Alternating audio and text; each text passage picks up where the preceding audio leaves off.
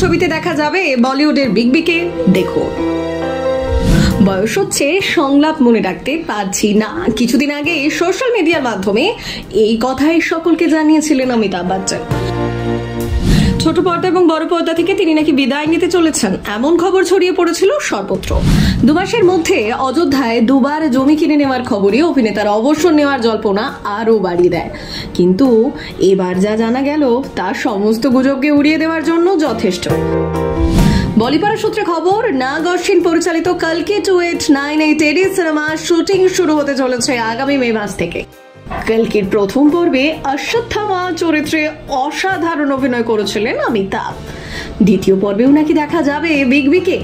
জানা গেছে অভিনেতাও নাকি এই প্রস্তাবে রাজি হয়েছেন।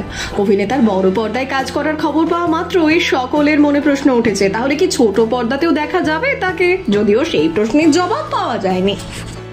ব্যুরো রিপোর্ট, প্রথম কলকাতা প্রোডাকশন।